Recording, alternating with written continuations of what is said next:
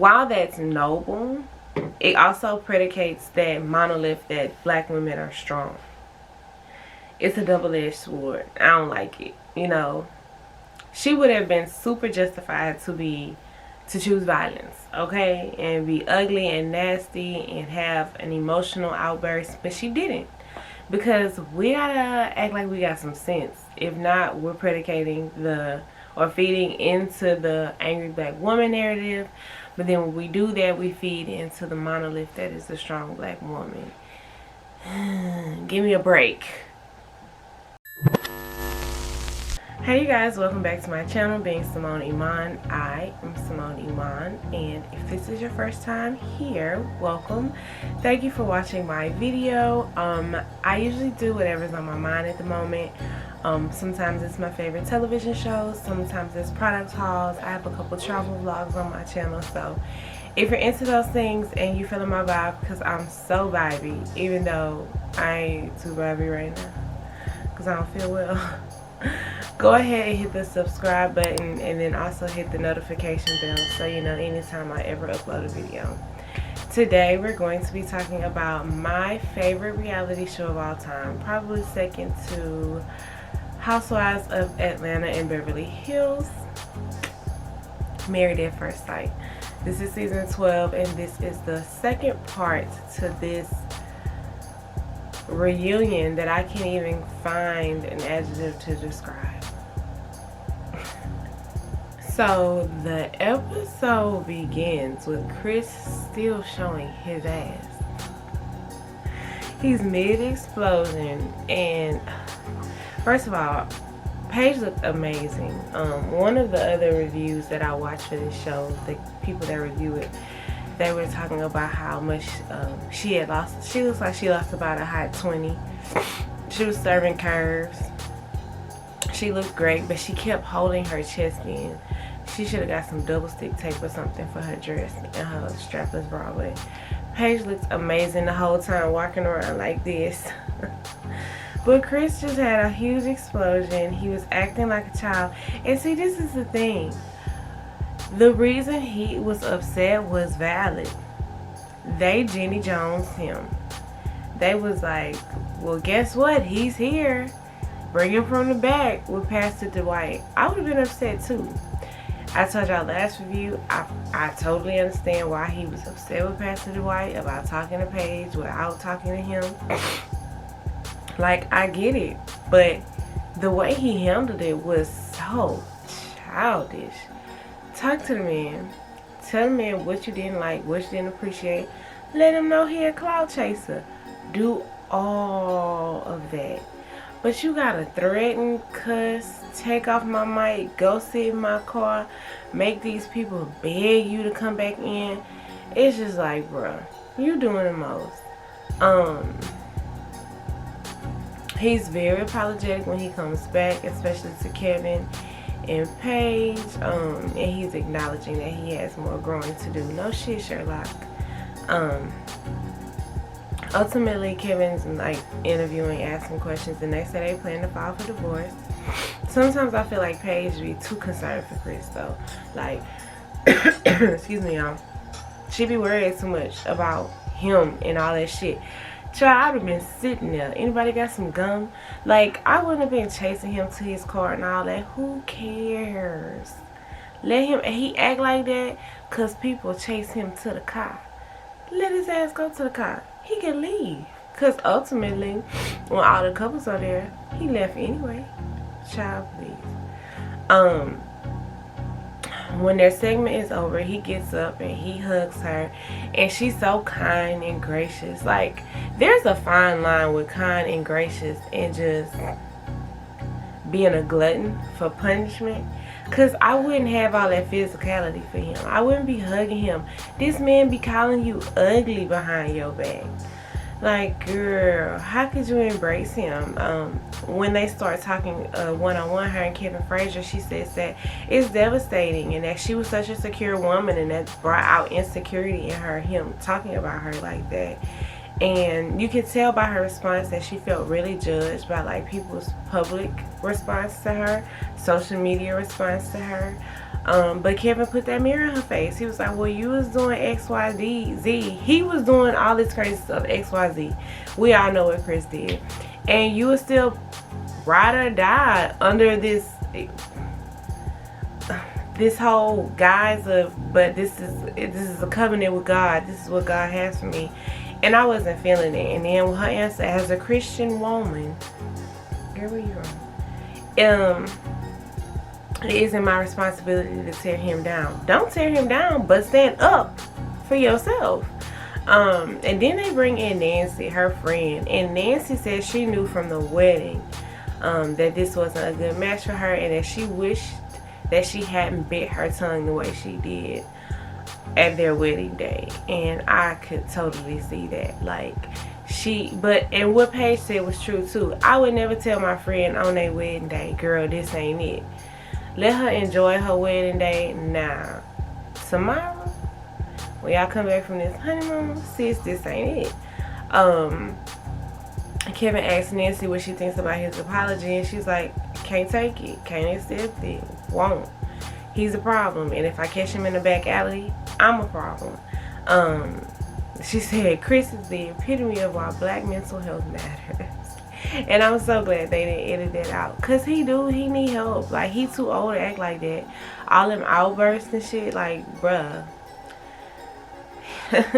They talk about the fact that, you know, Nancy says people were asking, well, where were her people? Why were her people telling her better? Nancy was like, her people was there, but we not as gracious as her. And we wasn't going to be on here acting like her. We was about that, ready. She chooses violence, clearly. Kevin asked her if Paige is okay, and she's like, absolutely not. My friend is traumatized. And the way she talked about it, you know, these are well-spoken, eloquent women. Seems to have some sort of education. And even though you could tell they got a little in them, they're able to articulate their feelings in a way where middle America can understand where they coming from. And she just, you know, continues to say, you know, Paige handled herself so well, and I don't know if I would have been able to do that. And looking at it, you know what, with Paige, she did handle herself well. There were two fools that Paige could have looked like. Paige could have looked like a fool in love, and she could have looked like a goddamn fool. And she chose to just look like a fool in love. Not saying she was in love with Chris, but just in a loving situation with him that was her husband. You know, she just looked like a fool. But I feel like she chose the lesser of the two evils. You know, I look like a plum ass fool, but I ain't gonna make a goddamn fool of myself on national television. You know, with the rah-rah and not feeding into that angry black woman narrative. You know, unfortunately, that is the society that we live in. We gotta be strong, but we can't be angry, okay? Finally, we move past that debacle and we start talking about Haley and Jacob. And Jacob could not have been sitting closer to the arm of that chair, y'all. He was like, Jacob was damn near out of the frame.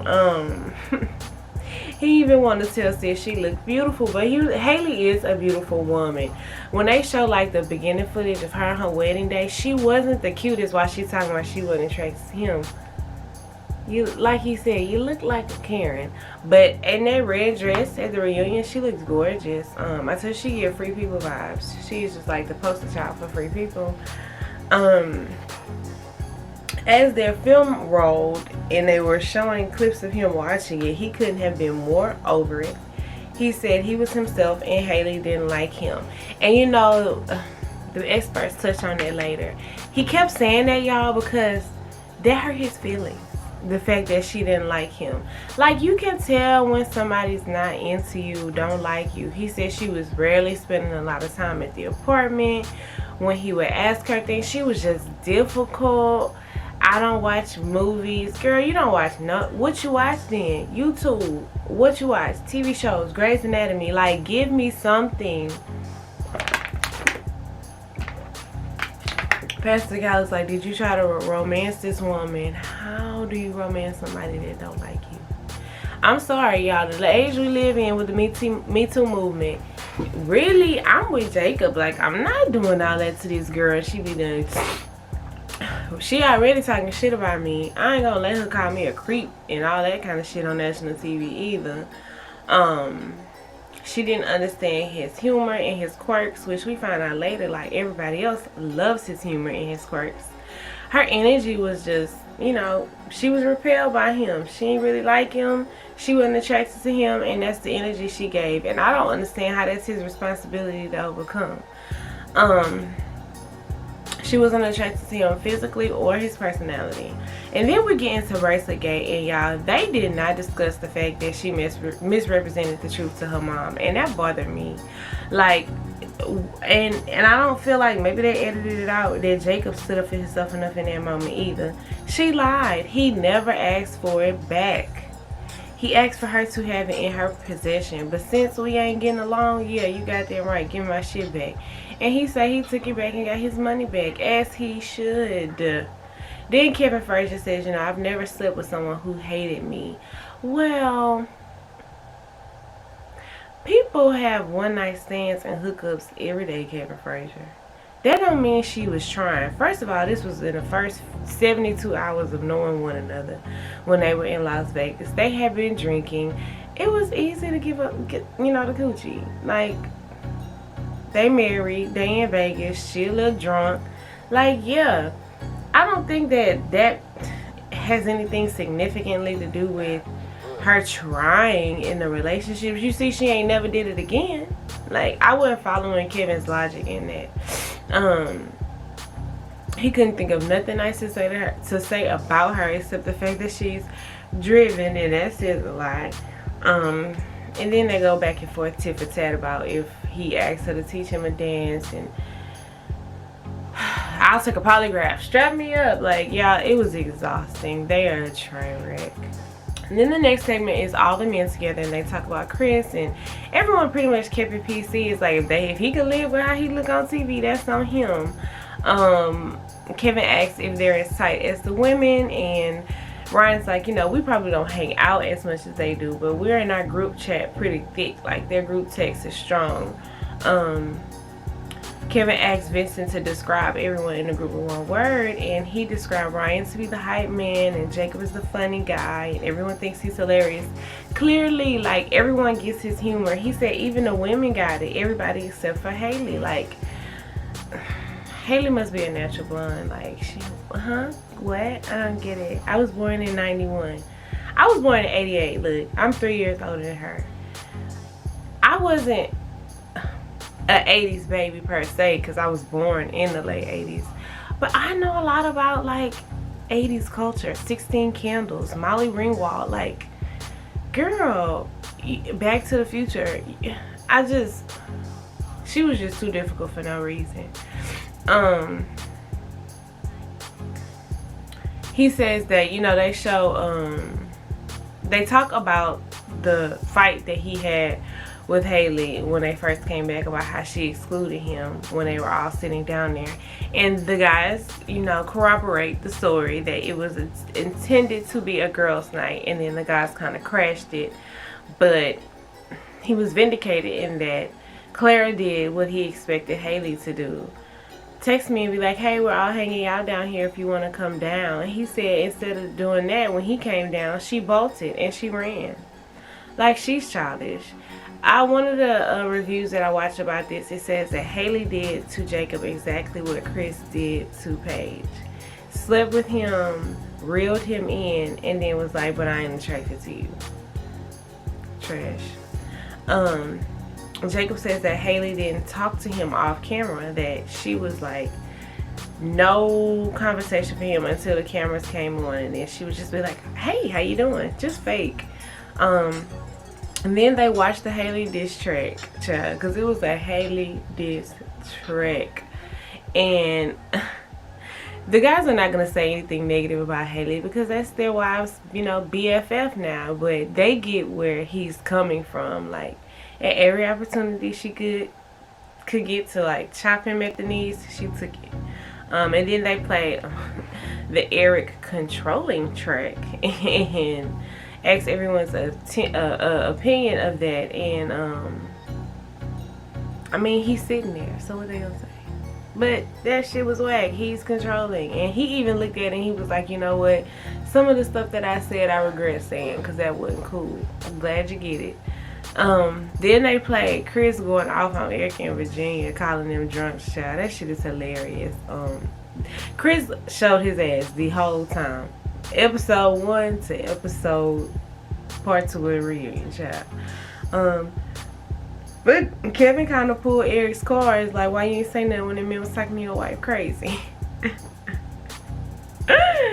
And then to make all the husbands look even weaker, child, they play all the nice things that Vince has done for Brianna, which is why we stand them, which is why they are the breakout couple of the season, because they did what needed to be done. Especially Vincent. When he made that s'mores, y'all, I actually just discovered s'mores this past January. I went on a camping trip with my kids. I had that video, I carded above. I had that video on my channel, y'all. I love s'mores. That's so good. And then we get some time with the experts, and Dr. Viviana is a baddie. Okay, I love her style. And then we found out at the end of this, you know, they going to Houston, coming to Houston, because I'm here.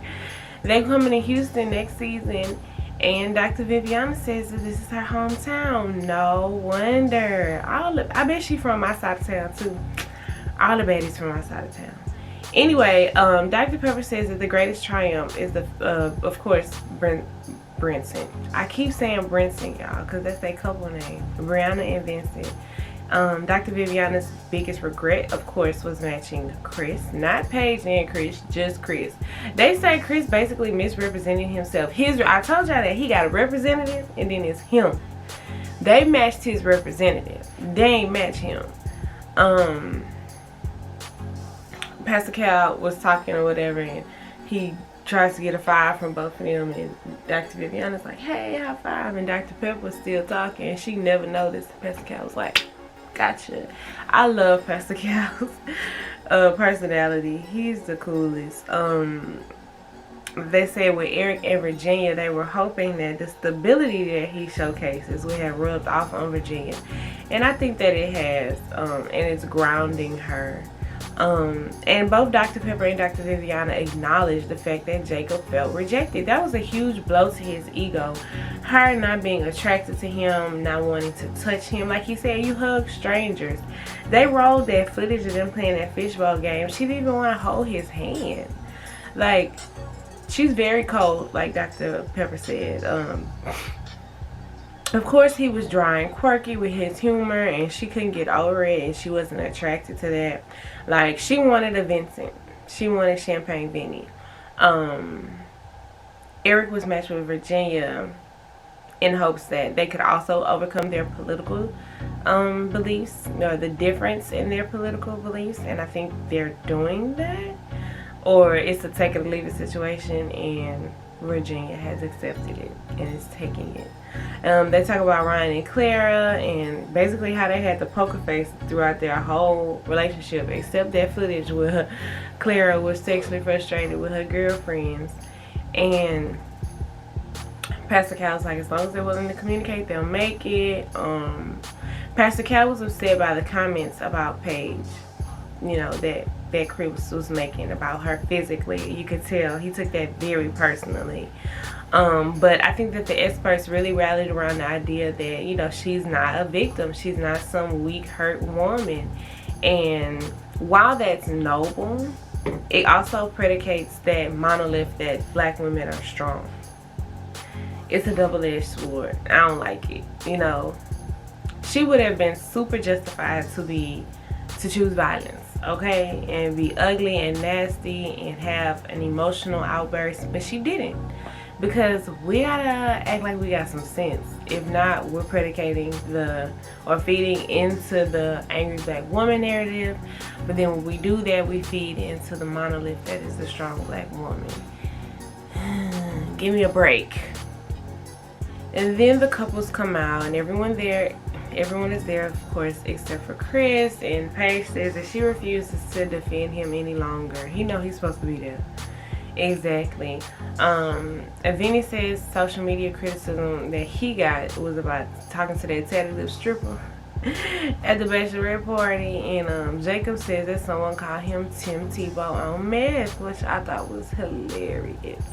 They all said that watching themselves on television was traumatizing. They played film of Chris acting an ass in Vegas, and basically no one likes him.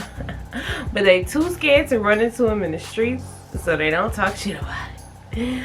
And then they, get questions from past maths couples, Kristen and Keith, Deanna and Greg, Beth and Jamie. Who else was it?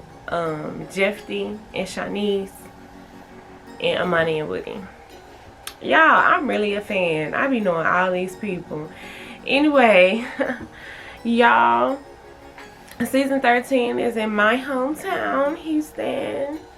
I'm mocking Dr. Viviana. I'm probably gonna review it. It comes on July 21st, so we're gonna have a little breaky break in there. And I'll try to explore other content, y'all. I really want to do this health and fitness thing, but I'm so self-conscious, y'all. And I done lost like 70 pounds since quarantine began. But I'm not where I want to be, so I'm scared to share. Anyway, that's another conversation for another day. I might do a new intro video to my videos, or to myself on my channel, because I have a lot of new followers. And y'all don't like know me yet. Please be sure to like this video. Drop down in the comments. I didn't get a lot of comments on my last video, y'all. Drop down in the comments and let me know what you thought of the season, this episode, and I will see y'all in my next one. Bye. Y'all, pray I feel better. I'm vaccinated, so I know it ain't COVID. Well, I could still catch COVID, but I hope I didn't.